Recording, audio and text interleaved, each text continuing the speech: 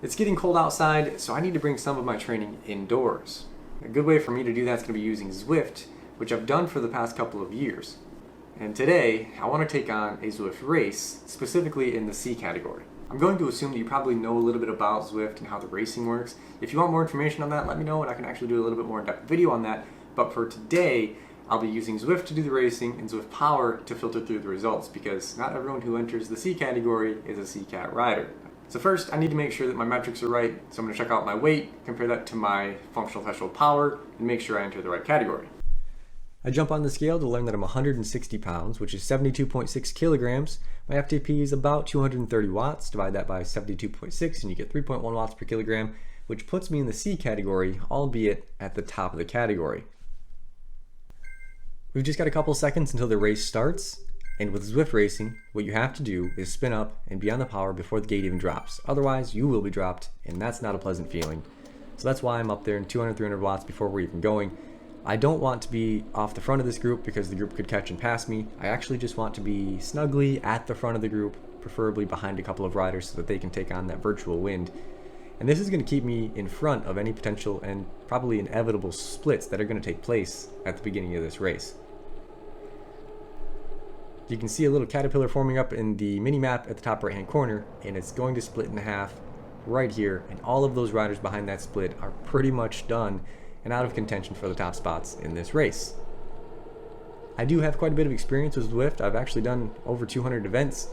When you match up video games with exercise, for me, that is a match made in heaven, so I've really taken to it, and I've liked it a lot more than other programs that I've tried.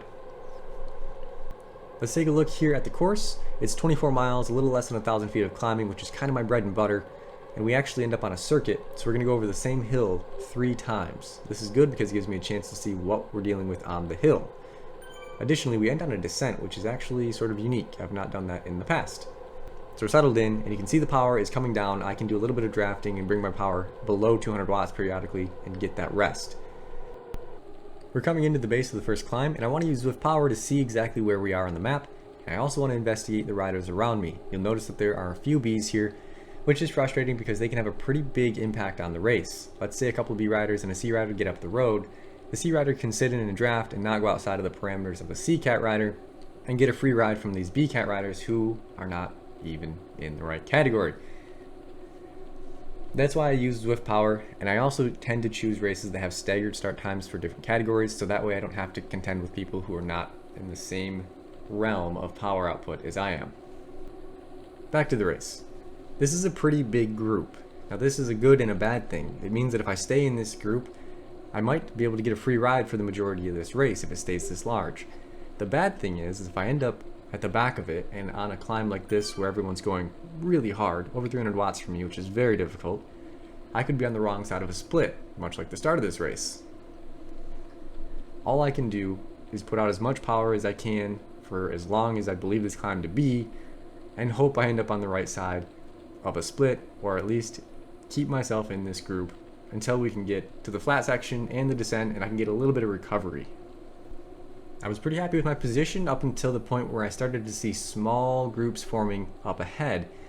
My concern here is if these riders are strong, they might actually be able to keep away from the rest of this group if we're just not as quick as them, right? They could ride off the front, get down the descent without us catching, and it's pretty much over for me. So I have to put in this spike in power to get back up to them in case they end up getting away. There's enough riders there to do that. However, it was a little bit in vain because the whole group does end up coming back together. Nonetheless, if it hadn't, I would have been in a pretty decent position. We skip ahead to the first descent of the race, and I'm pretty happy to be here in this front group. What I would usually do is look at Zwift Power and pick out some of my strongest C competitors, and I would mark them, so that way if they get up the road, I could chase them down. It's not the case here today because the group is just so big. Now there's good and bad things about that. The first good thing is that this big group gives me a huge downhill draft. I can do 130 watts and stay in the group, giving me plenty of recovery for the next time that we have to do the climb. The bad thing is that it pretty much guarantees that this race is going to come down to a sprint since everybody got over that first climb without getting dropped. Nonetheless, I take this opportunity to take a drink, tighten my shoes up, and prepare for the flat section in between these hills. Here we are on that flat section. then I'm totally ready to treat this like an intermission. I'm not focused on the race. I'm actually thinking about work, I think, at this moment, or what I'm going to make for dinner. I'm totally okay with doing, 200 watts until we get to the hill. Then we can fight it out.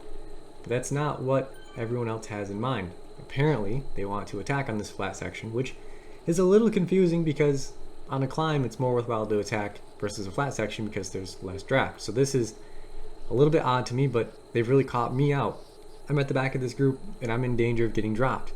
So I bring up the power, but I'm still not totally paying attention. I thought this was just a blip, a short moment where somebody had this idea that they wanted to attack and then it just didn't work, so it's going to come back together. But no, we are still strung out on these turns. You can see just how strung out everybody is.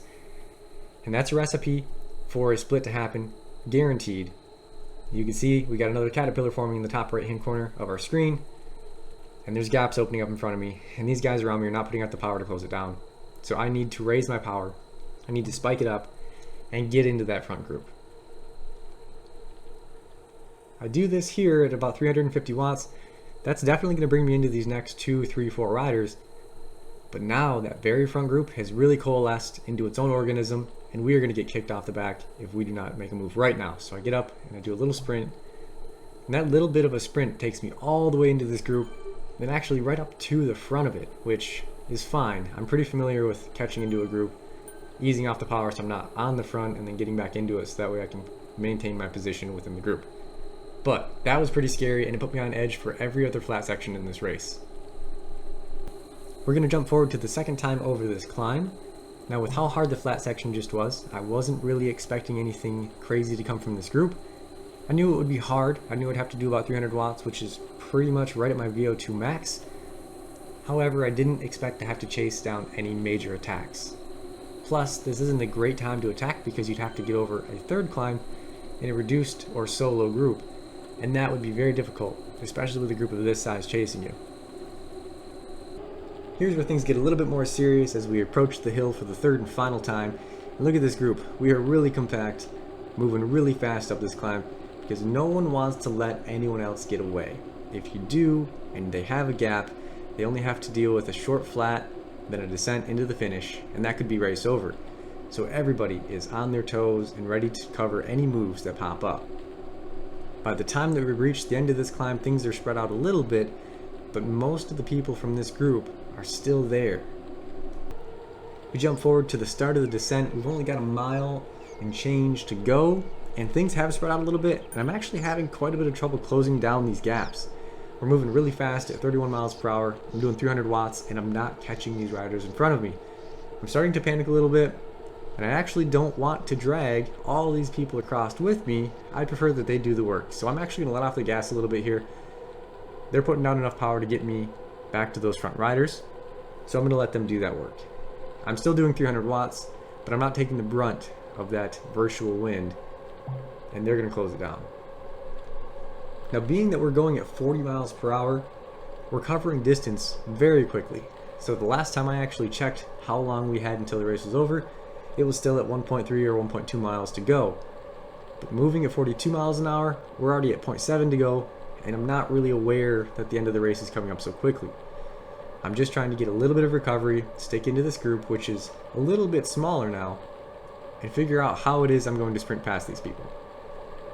Grab a quick drink, and by this point, in most races, I would actually be planning my attack. Instead, I'm still unaware of where I'm at. 0.4 to go.